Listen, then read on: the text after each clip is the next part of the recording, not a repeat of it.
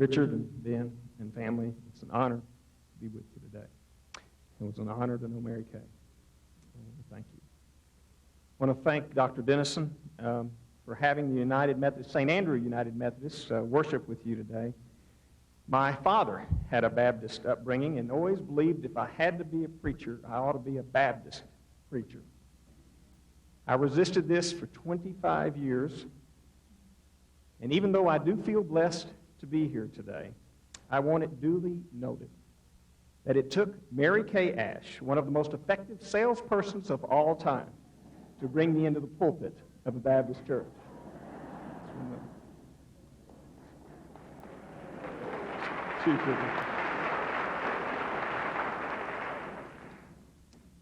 I wish to recognize Sandra Lahr, who has sung for 28 years at the annual seminar for Mary Kay, Inc., and I also want to recognize the Mary Kay Employee Choir. They will sing today. I express my thanks to the Moon Sisters and also to the St. Andrew Choir and the orchestra that's here today. I'm also going to talk with them after this service because this is a larger choir than we ever have on Sunday morning. And this is the middle of the day on Wednesday. It's cold, it's going to snow and sleet, and they are here. But I am talking to you. Charlotte McKinney is one of the Moon Sisters and a member of the St. Andrew Choir. And this is the reason that we, as the St. Andrew United Methodist, are here today. For 21 years, Charlotte worked and works with Richard Rogers and Mary Kay. And one day after Mary Kay's stroke, Charlotte approached Richard and said, "How about bringing the church to Mary Kay, since she was no longer physically able to attend church?" Charlotte began by calling on the Moon Sisters, and they went to Mary Kay's home and sat in her living room and sang the great hymns of the church. And over time, Charlotte called on people to share brief devotionals with Mary Kay. And before we knew it, our whole church was involved. The chancel choir, the youth choir, many of us went over and shared devotionals with Mary Kay. And this became a very important few years in our individual lives and in the life of our church. Those Sundays became a highlight for our week. For as Mary Kay taught so well, we are happiest when we are going and giving to other people. But we will never forget how much she's given back to us. Because of the stroke, she had difficulty communicating verbally. But she could speak with her eyes and with her hands, and she did. She could focus on you with her eyes in a way that made you feel like you were the only person alive when you were with her. In her presence, it was an uplifting moment, and we all felt that.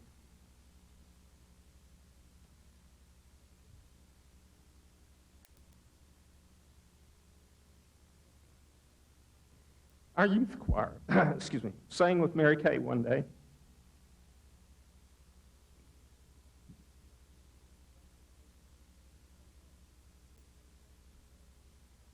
Before they left, Mary Kay had to grab each of those youth's hand and look them straight in the eye, including some big old senior high kids. And can you imagine that?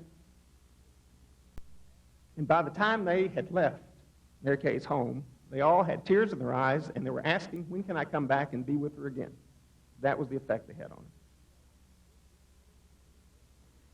My experience tells me that you get to know a person best when they're facing their most difficult moments.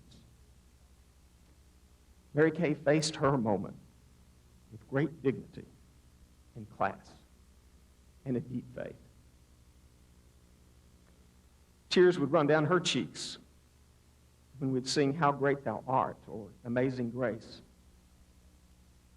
And if she was asked if she wanted to hear more, she would quickly nod her head and say yes. Over the past few weeks, Reverend Charles Stokes went and visited with Mary Kay, and he read the Psalm 27. The Lord is my light and my salvation. Whom shall I fear? The Lord is the strength of my life. Of whom shall I be afraid?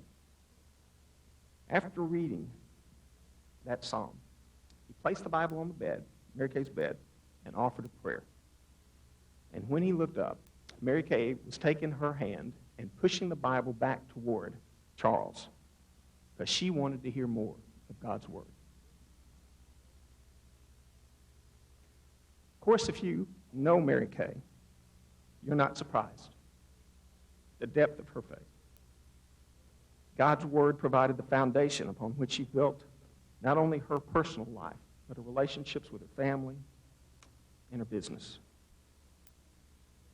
She made her first personal commitment to Jesus Christ as a young girl. Mary Kay wrote, "At the age of 7, I had my first sincere and real religious experience. Until then, I'd been going to Sunday school, and it was just a pleasant routine, like housekeeping and attending school. At that age, I asked Jesus to come into my heart and experience that warm infusion called Christian love."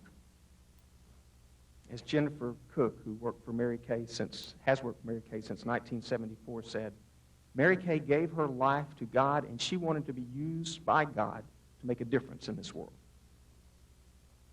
And she did make a difference by changing some long-standing scripts in our society in order that this world might be a more loving and caring and God-like place in which to live and work. Mary Kay loved stories. As a matter of fact, this past Sunday, I shared one of the stories that she enjoyed. Today, I'm sharing one of my favorite stories, and I believe Mary Kay would enjoy this one too. It's about a 5th grade boy, 9 years old, named Wallace Perling, who had one of the kindest hearts you could ever imagine. The time came around in the church for the Christmas pageant, and Wallace had always had a non-speaking part as one of the shepherds in this particular pageant. But this time, he was asked to play the innkeeper. Imagine just a moment, Mary and Joseph walking up to this makeshift door in the sanctuary, representing the door to the inn. Joseph knocks. Wallace, playing the part of the innkeeper, slowly opens the door, and then Joseph pleads, "Mary is great with child, and we've been traveling a long way. We have nowhere to stay. Do you have room for us?" Wallace's heart is touched by the way Joseph said what he said and by Mary's bottom lip sticking out, and yet he had to follow his script. He said, "No, there is no room in the inn. You will have to look elsewhere." And Wallace's eyes teared up as Joseph and Mary turned around, started walking away. He slowly began closing the door, and then all of a sudden, he yanks the door open. It looks like a light bulb has gone off in his head, and he says, "I have a wonderful idea. You can come back and have my room tonight." The issue for the director of that pageant is, where do you go from there? But God was looking down on that pageant that night and smiling. Because the script change represents the love and kind heart of Christ that Christ gave and God gave to Mary Kay.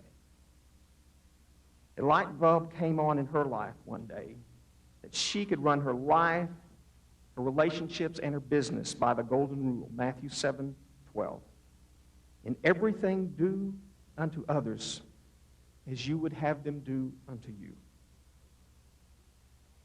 Over the past 2,000 years, there have been those among us who have not only learned these God-given principles, but there are those whose very lives proclaim the message of salvation that the Lord brought us. Mary Kay Ash was one of God's most faithful messengers. She was a saint, defined as someone through whom the light of God's love would shine like the light shines through stained glass windows. Mary Kay did this by embodying the principles of the golden rule in her own life and putting God before all else, followed by her family and then her career. These foundational principles, which grew out of her deep and abiding faith, enabled her to challenge long-standing scripts that needed changing. It's crystal clear that Mary Kay was not first and foremost in the cosmetic business, But instead, she dedicated herself first of all to the business of changing lives. She changed the lives of thousands of women by providing women a company where they could have unlimited opportunity. And she did it at a time when women would quickly reach a door in companies which read men only. The new script for women in the workplace, Mary Kay found in Matthew 17:20, for instance. I tell you the truth, if you have faith as a grain of mustard seed, you shall say unto this mountain, remove hence to yonder place, and it shall remove, and nothing shall be impossible unto you. She was known to have handed out individual mustard seeds as well as mustard seed necklaces as a reminder to her Mary Kay family of the power of the Lord's teachings. Another of Mary Kay's favorite scriptures is Matthew 7. Ask and it shall be given to you. Seek and you shall find. Knock and the door shall be opened to you. For everyone who asks receives. Everyone who seeks finds. And to the one who knocks the door will be opened. Then her willingness to base a company on the principle of God first, family second, career third, helped to change a way of thinking in the business community. Whereas many doubted that she would ever be able to build a company with these faith principles, she was determined that she could, and she did, and she has. And she's done it with grace and integrity. As Karen Pirro, a national sales director, shared with me, Mary Kay had a way of weaving her faith into every part of her meetings. Not in an offensive way, but in a beautiful and a respectful way. Her Mary Kay the family of Mary Kay understands that when she founded Mary Kay Inc. in 1963, she took God as her partner. And she insisted that all Mary Kay events begin with prayer, and she was always quick to give God credit for her success.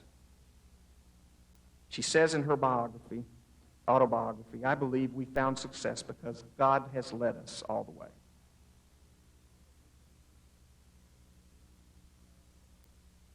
Mary Kay believes strongly that God would and could use Mary Kay Inc. as a tool for touching lives spiritually.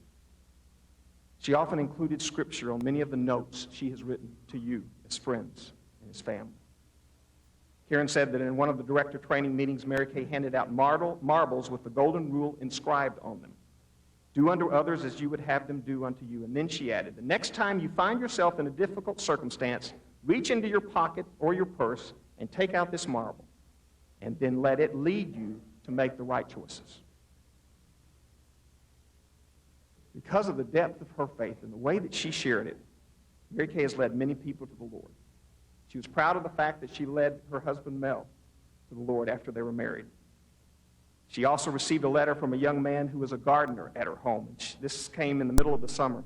He had written to thank her for the influence that she had on his life and wanted her to know that he had received a calling into ministry, and thanked her. Dave Grant sent me a letter a couple of days ago. It was dated August the 21st of this year. It was from Bob and Faye Anderson, who are 79 and 78 years of age. They've been teaching English in China for 13 years, and they wrote, Dear Mrs. Mary Kay, they did not know her last name. Over the past weekend, when we were driving along one of the ring roads in Beijing, China, I saw a large Mary Kay sign on a building and said to our daughter, oh, look, there's a Mary Kay office. At any rate, our daughter then told me that there were about 60,000, and in parentheses, is that possible, Mary Kay representatives in China. She went on to say that because the young women who are your representatives here were impressed with your motto, God first, family second, work third, she and her friends were finding an increasing number of your young women coming to church because they wanted to know why you thought God was so important. I trust, the letter continues, that this will be an encouragement and a blessing to you to know you are being used in this remarkable way here in China. With warm Christian love from my husband and me, Faye. Close with a personal word, where as I stand here as a person of faith, I am humbled by the depth of Mary Kay's faith and the tremendous impact she could have on people's lives, including my own. As a man, I'm humbled by her often quoted statement that is found also in her autobiography. God created the world, and he said that's good. Then God created man, and God said, that's pretty good, but I can do better, so God created woman. I am humbled by that. As a pastor, I'm overwhelmed by the way that she could witness to the power of God's love by just looking into your eyes. And as one Mary Kay employee recently said, with that look, she could just pour belief right in you.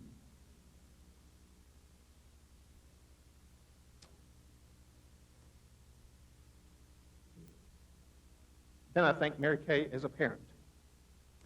My 10-year-old daughter, Erin, has just lost her grandmother and grandfather in the past few weeks. I've tried something Mary Kay suggested. Imagine the sign around her neck saying, make me feel important. It's helped us all through this difficult time. And I thank Mary Kay for that. And finally, as a representative of the St. Andrew Church family, those of us who have known and loved Mary Kay will be forever grateful for her friendship and for the way she sparked within each of us a new enthusiasm for life, sharing the blessings of her life and our faith with others.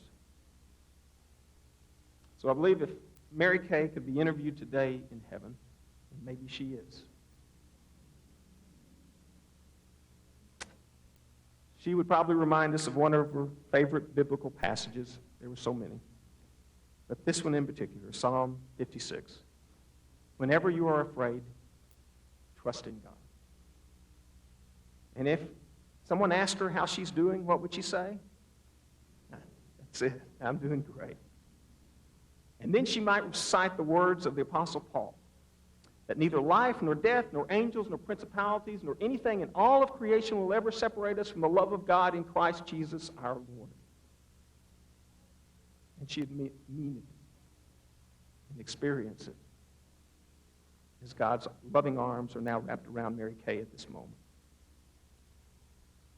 And if asked what now, she might say that as long as we live by the golden rule and keep God first in our lives, family second, and career third, we will know all the joy and hope and love and success that life has to offer in this world and in the next. Thanks be to God for Mary Kay's life and witness.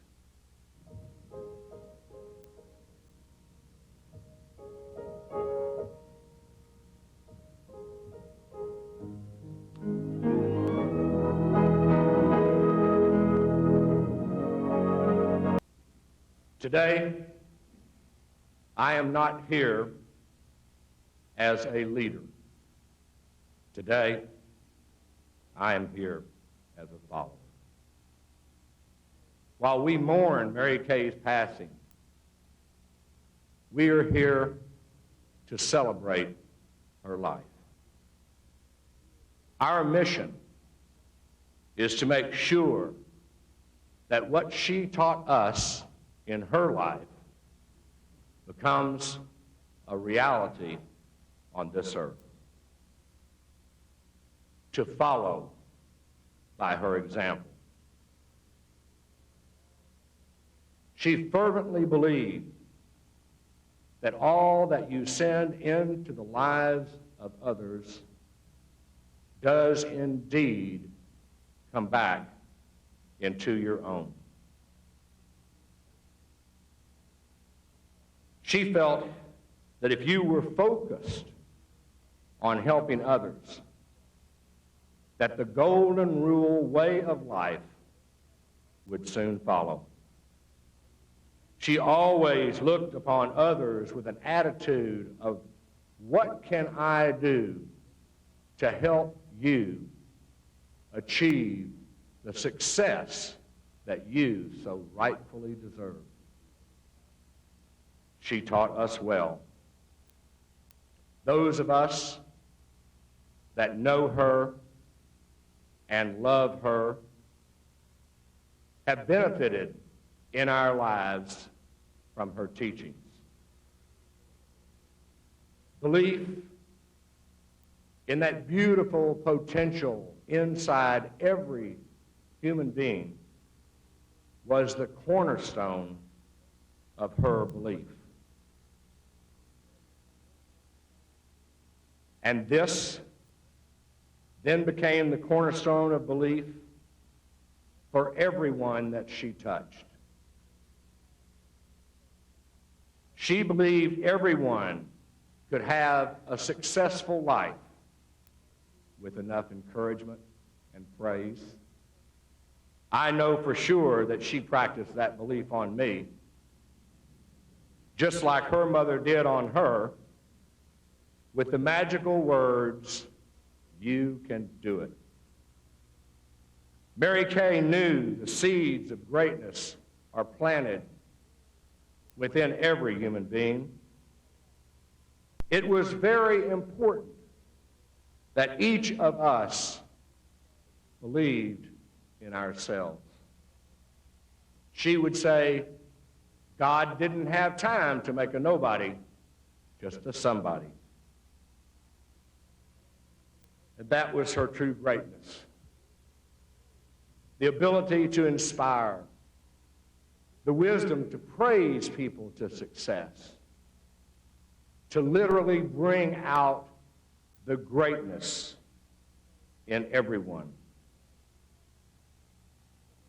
I would say that her priorities in life are her belief in God, her faith in the golden rule, and her ability to see the potential of greatness within all of us. There is no doubt in our minds that this world is a better place because of Mary Kay. She fulfilled her lifelong dream and her promise to God that she would make a difference in this world. She is now being bountifully rewarded for all the good work she had done on this earth. She cared so much about all of us. She shared so much with all of us. And she went home to her Lord knowing that she has made this world a better place. God bless you, Mary Kay.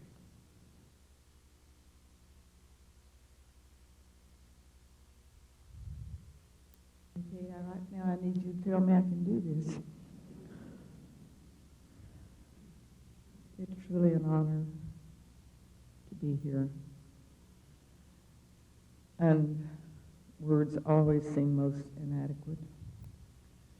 But I guess we have to realize that Mary Kay has for years and years been a legend in her own time.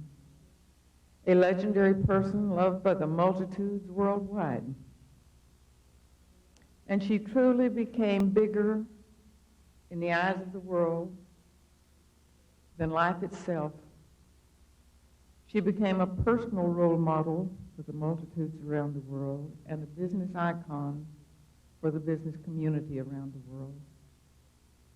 I only wish that those multitudes could have known the personal Mary Kay, who was my friend for almost 40 years. Loyalty and truth and honor were the pillars that supported her personal life as well as her business life. Golden rule living and go-give living have always been her constant companions. Her word has always been her bond. And you could always know that a promise given is a promise kept. The first time Mary Kay and I met in January 1962, we shared recipes as we discovered a mutual love of cooking. And we shared book titles as we discovered a mutual interest in behavioral science and human motivation. And then as our friendship deepened, I discovered a very quick wit. That became evident with no problem. And as we traveled together in the World Travelers Club and went to musicals and watched The King and I with Yul Brynner, and she thought he was the greatest. We even, looking at old pictures on a Sunday afternoon, I even got to see Ben and Richard in short pants.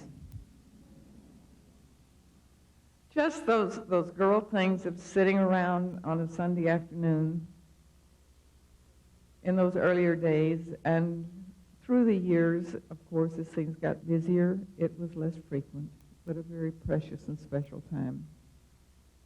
But I did learn that she was indeed a very funny and a very fun person to be with.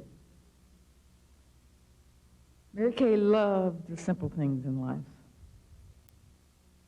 Greasy hamburgers and Mexican food took preference any day of the week over a gourmet meal. And I know that Nancy will never forget running all over the streets of Hong Kong at midnight after this sumptuous banquet in what was then the #1 hotel in the world. They got back up to the suite, and Mary Kay saw the double arches. And here's Nancy out looking for a hamburger. Mary Kay has always been a very humble person, but I never ever saw her so totally overwhelmed as when, after tragedy struck, Ben and Richard and Maryland gave her their support to go forward with plans for the company, saying to her, "We think you can do anything you want to do if you want to do it badly enough." When she told me about this the next day after that meeting, tears in her eyes, and she said, I guess our kids really hear more than we realize they do. That meant more to her than money or the time or the whatever, but just knowing that they had heard and they did believe, and that was so much a part of her. Her humility never wavered through the years. And going over sometimes to when Mel was going in for radiation, and I would go over to drive for them to go to radiation, and she didn't like to go in my car. She wanted to go in her car, but I was supposed to drive. And she always had the tape deck all set up and music going, and the tape that played every time we were in the car was, "Why me, Lord? Why me, Lord?" She's never, ever lost that humility. My favorite memory of Mary Kay goes back to Christmas 1963. She was going to have that company Christmas party at her house, and she and I had planned to cook the dinner, and I was going to go down and help. And when I got there at 1:30, she greeted me at the door with a smudge of flour on her nose, her favorite seersucker wrapper wrapped around her, her favorite slides on her feet, and her wig hanging on the kitchen doorknob. So we cooked that afternoon. And I left at 5:30 to go home and get all gussied up for the party. And when I returned at 7 o'clock, I found her looking like a queen an hour and a half later. Whole house, kitchen included, absolutely in perfect order. Piles of gifts piled up there, gifts for everyone. And she was out walking Monet, her poodle, just like the ultimate lady of leisure, just like she hadn't had a thing to do all day. My first great lesson in organization that day. And I'll never, ever forget the image in my mind of Mary Kay on the Orient Express.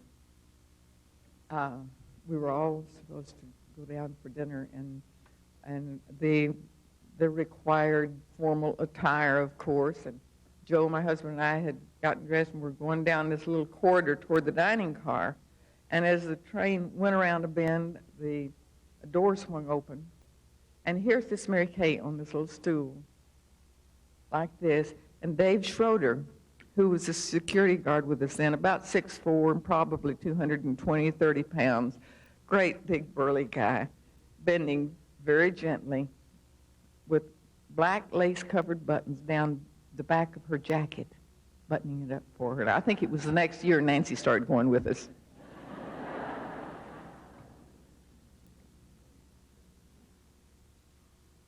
Mary Kay's always been brilliant and funny and serious, and I might add very frugal. Some of you may remember years ago you could buy a product called shoe makeup. And if she needed a special color shoe and she didn't want to go out looking for it, she'd find some old shoes in her closet she didn't really care a lot about. And remember, she used to paint them, change the color on her shoes, rather than take the time to go buy some new ones. And until she was too ill, she could and did clip coupons for those savings at the grocery store. She could keep up with the best of us on that. One day I walked in the office and she was standing at her desk with her back to the door and her stocking feet, humming and doing something. I walked around and she's clipping. And I said, Mary Kay, what in the world are you doing? She said, I am so excited. She said, I found this place in Florida where I can send coupons for certain values for stuff I don't like, and they'll send me back coupons of the same value for things I do like. That's like Richard going in and say, Mom, how come we've got 14 cans of tuna? And she said, well, it was buy one, get one free. People may find it funny, but it was that frugality that provided the money to begin what has become this great worldwide company. The pennies add up. It's very difficult today, or any time, to tell my best friend goodbye. However, when grief becomes totally overwhelming, I remember the ageless wisdom from a 3.5-year-old. When he asked a grieving daughter why she was crying in church, and she said, because that was my mommy. And he looked at her with his big blue eyes, and he said, that's just the house she used to live in. From a 3.5-year-old. We didn't know where it came from. So we grieve today for the loss of the house Mary Kay used to live in. And we will miss that in-person velvet voice. But thanks to modern technology, we can still hear the caressing words. And we'll miss her saying, you can do it, I know you can. But when we hear a tape or see a video, we can imagine those words being just for us. Because in truth, she believed that you can do it applied to everyone. We will miss the gentle smile as she talked with us. One-on-one, a gentle smile. But we can always know that it was truly meant for all people in their time. Mary Kay has always been a walking, talking textbook for lessons in love, communication, motivation, human relations, accomplishment, contributions, you name it. To watch her interacting with people, be it from a podium, or be it in a one-on-one situation, or teaching in a classroom situation, or even in a selling situation. It's always been like taking a master's class in college, just to watch her interact with people. She's never really understood that everywhere she went, she left a part of herself in the heart of everyone there. There's just little parts of her all around this world, as we had exemplified a few minutes ago. If we could hear her voice right now, she would be saying, okay, just pass it on. Pass on that little part, whatever it is. Pass it on. everywhere I go, and every time I see some of our people from around the world, I see flashes of Mary Kay. In Australia last summer, see a consultant say something, I say, it sounds just like Mary Kay. Or I would see a director move in a certain way or present something in a certain way, and I think, she has been watching Mary Kay. In Ireland, one of the consultants there, even in that wonderful lilting Irish brogue, came out with the words exactly as Mary Kay would say them. She gave so freely of her knowledge and of her heart and of her very being. And that wonderful, challenging, loving, caring, giving spirit will live forever, because people can always say, now if Mary Kay were here, she would want us to do it this way. And if I may, I'd like to take this moment to speak for the entire Mary Kay organization around the world. I'd just like to say thank you to Mary Kay's children, the grandchildren, great-grandchildren, the whole family, the entire family, for sharing her with so many of us for so many years. I know it cannot have been easy, but please know that in so doing, you have indeed given such a great blessing to the world in such a manner that I truly don't think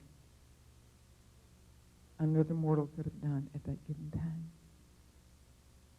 Some 4 years ago, I'm sitting at the desk one afternoon, and something just came into my head, and I wrote it down. So I'll just share that with you, because it wraps up my heart, in my heart, of what Mary Kay was all about and is all about.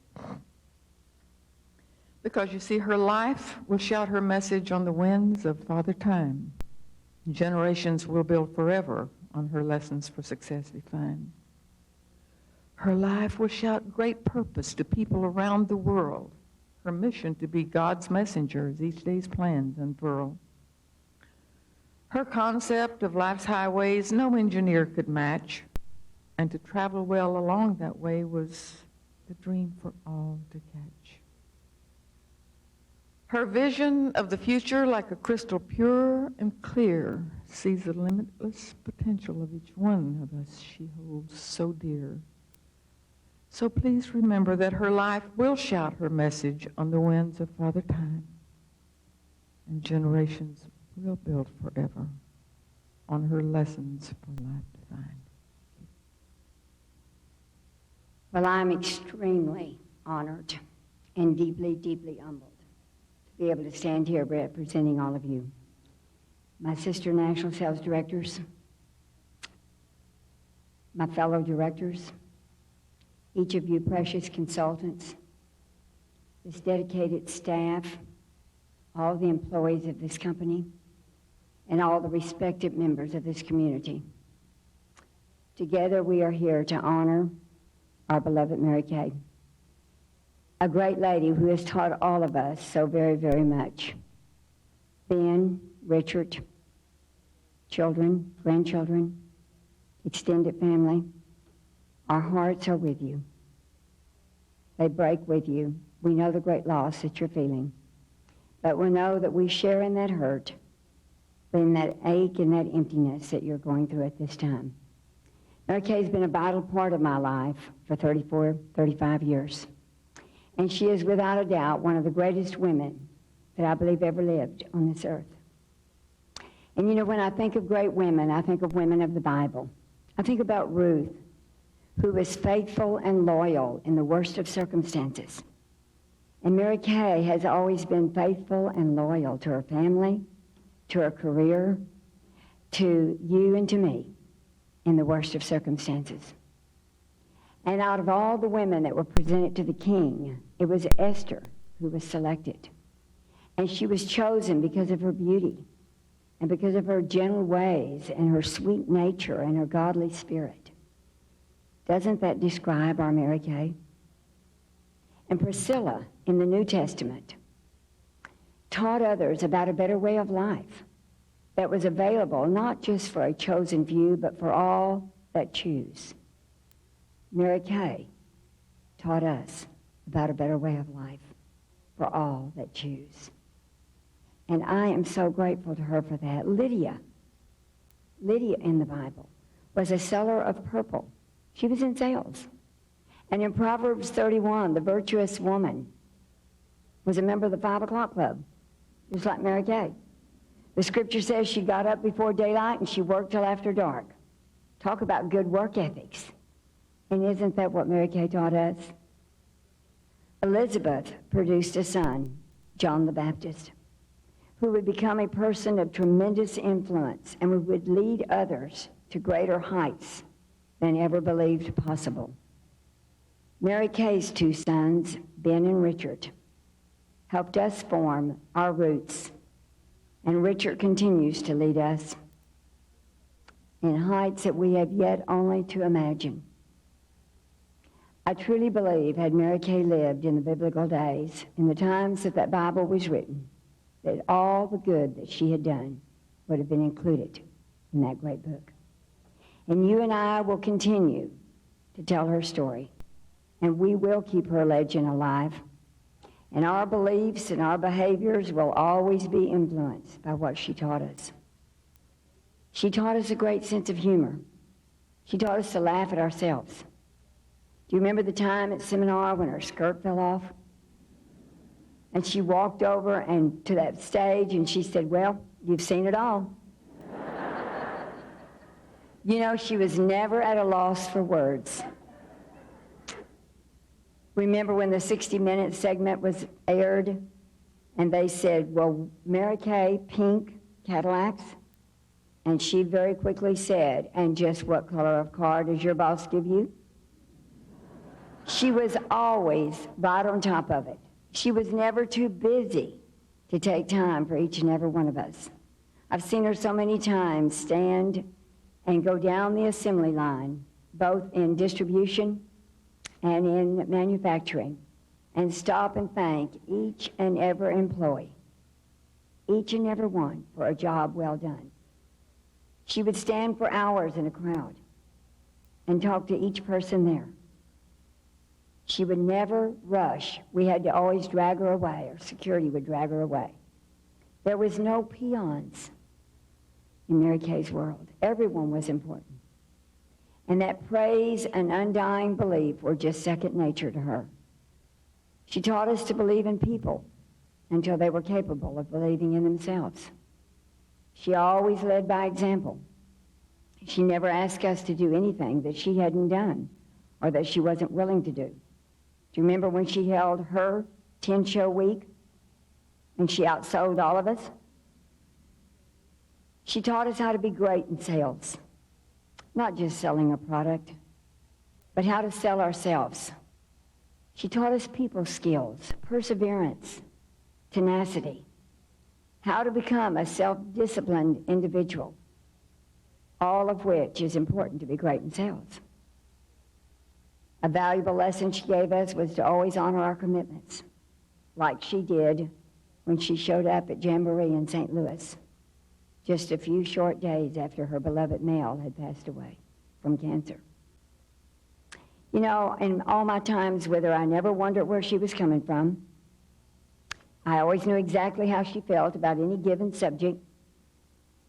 I've laughed hysterically with her when we'd eat hot dogs on the street corners in New York, or when we'd eat fried smelt in sunny Spain. And I've cried with her over the death of a sister director to cancer, or her beloved Gigi. I've held her hand when she lost her precious daughter, Marilyn. She held mine when I lost my breast. We've been there for each other. And I can't help but think of the story in the book of Luke, where in chapter 1, where the angel appeared to Mary and telling her, a virgin, that she was to bear a son. And Mary said, "It can't be." But the angel insisted. And she said, "Yes, you've been selected." And in verse 37, Mary says, "I am the handmaid of the Lord. Let it be as you have said. My soul magnifies the Lord, I believe our Mary has done the same thing. I believe her soul has magnified the Lord. And then do you remember at our 25th anniversary celebration at seminar, when she raised her hands and she said, "Thank you, Lord, for letting me see this," referring to the crowd as that arena was full. You know, God did grant her a long, full life. And for that we are so grateful. And it's hard for me to believe, as it is you, that she will no longer be here in physical presence with us. And we're going to miss her. We're going to miss her big time. But I know it's only a temporary separation. And I know we'll be back together again. And I'll get to see her face, as you will. I'll get to hold her close. And we'll laugh again. And it will be a very special time. And so our hearts are breaking as we say goodbye for now to our friend, to our mentor, to our leader that we will miss so very much. But at the same time, we are so thankful to know that she has been promoted to a better life. And God has welcomed his precious child into her own heavenly mansion that he has especially prepared just for her. And then I believe he took her to a large room. And I believe he said, "Mary Kay, this is where we kept all the gifts that were not used in the world and on earth. But yours is empty because you used all of yours. Well done, thou good and faithful servant." I imagine Jesus had her look down into this world and seeing twinkling lights piercing through the darkness. He told her that those lights are all the consultants and the directors and the national sales directors that are on this earth because you, Mary Kay, said yes to the mission that you were given. She's peaceful. And she's peaceful knowing that you and I will continue to carry her message to the whole world forever. We who have had the opportunity to have been taught by her will teach others about the spirit of Mary Kay. And you know, I think that's what we have to pass along is her spirit. No matter how big this company gets, I truly believe that we will keep those basic priorities that were so dear to her alive and well. And just think, I think the greatest, happiest thought I can think of right now is she's talking. Her voice has been restored. And she's already up there directing. I believe that with all my heart. I can see her pointing her finger, Richard. I can see her doing that. She has a new purpose, a renewed purpose. And for that, we are so thankful. And we are now soldiers in her army. And there's a big battlefield out there, my friends, of negativity and of doubt and of fear in this world that you and I need to help conquer. Did you ever think about the thought that we have been trained in a positive environment so that we can give back to this world?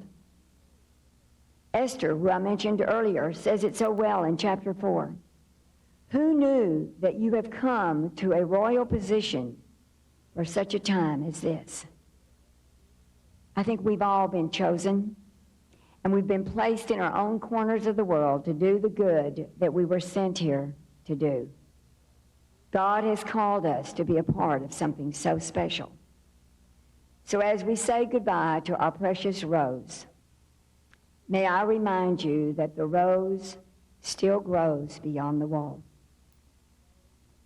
The rose near a shady wall, a rose once grew, blossomed and bloomed, watered and fed by morning dew, shedding its sweetness day and night. As it grew and blossomed, fair and tall, slowly rising to loftier height, it came to a crevice in the wall through which there shone a beam of light. Onward it crept, with added strength, with never a thought of fear or doubt. It followed the light through the crevice's length and enfolded itself on the other side. The light, the dew, were found the same as they were before, and it lost itself in beauty's new. Fragrance more and more, Shall claim of death cause us to grieve and make our courage faint and fall? Nay, let us faith and hope renew. That rose still grows beyond the wall, scattering fragrance far and wide, just as it did in days of yore, as it did on the other side, just as it will forevermore. When I was 5 or 6 years old, I asked Santa Claus for 1,000,000 pennies on my Christmas list. You see, a friend of mine had a gumball machine, and it cost a penny for each one. I was just mesmerized by his machine. Well, somehow, 1,000,000 pennies showed up under the tree at my grandmother Mary Kay's house on Christmas Day. It was probably more like 200 rolls of 50 cents, but it looked like 1,000,000 to me. Do you know how much 200 rolls of pennies weighs? Well, almost enough to make the trunk of my dad's car drag on the ground. Of all the potential gifts on my Christmas list, why did she choose that one? Maybe because she knew no one else would want to go through the trouble of getting them. She had that way of wanting to make people's dreams come true. Or maybe she just thought it was funny. I don't know why, but I do know it's the only gift I remember receiving that year.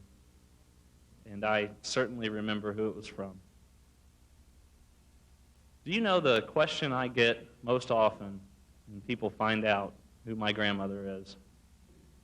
Wow, they say, Mary Kay is your grandmother? What's that like? Well, I don't need to tell you, just meeting her is a very special moment. Her children, grandchildren, great-grandchildren, and great-grandson are all very lucky to be her family. It is an extraordinary feeling of pride to have people meet you and associate you with such a great person. And I am sure everyone in our family has great memories of Mary Kay. Indeed, everyone who has spent some time with Mary Kay has a special memory, and it is very difficult for me to share any true insight into her family life. That's because grandmother treated everyone like her family. The way she loved us made us feel important. The way she acted, her words of enthusiasm, her spirit of giving, nothing was different when Mary Kay was just with us. She never let her mood turn bad, and anything but great was still an unacceptable answer to how are you. You see, that is part of the reason why she was so special to everyone. She loves you all just as much as she loves us, and we all love her like our own family. Everywhere you go at the Mary Kay headquarters building, you see people with pictures of Mary Kay right next to their own family. I can only imagine the same scene in the homes of hundreds of thousands of other people. Being family did have its perks. Not everyone in this room got presents from Mary Kay at Christmas, but we were all blessed with her wisdom.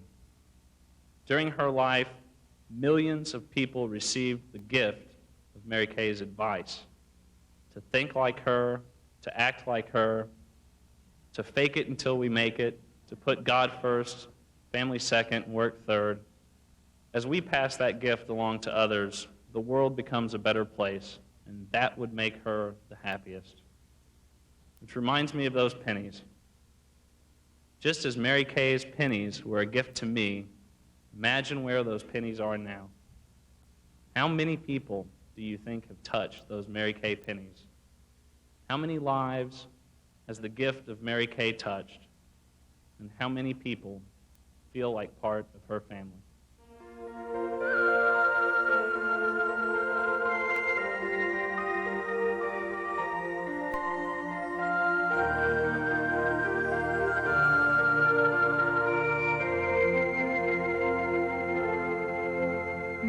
There's a touch in the breeze passing by.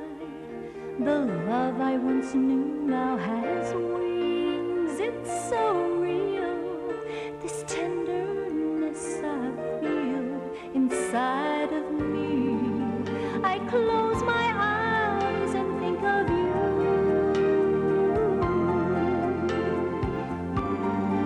Laughter, your love always shining through.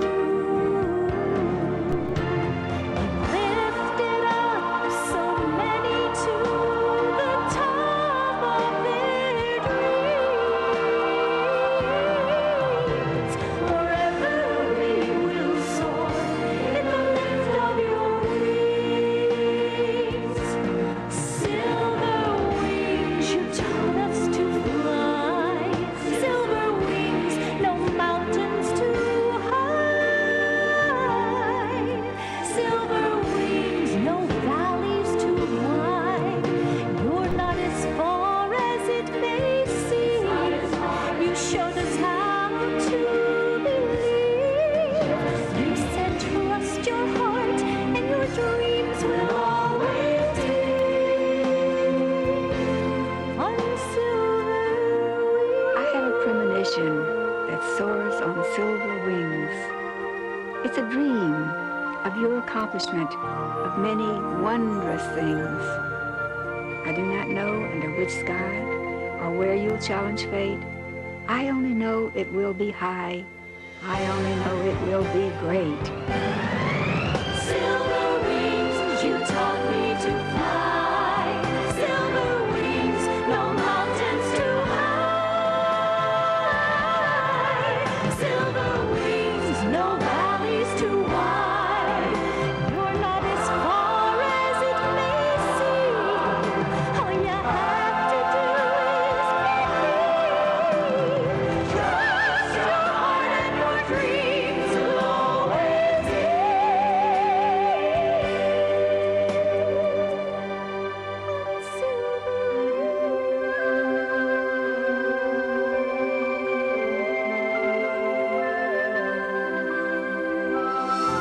So head for the top. I love you.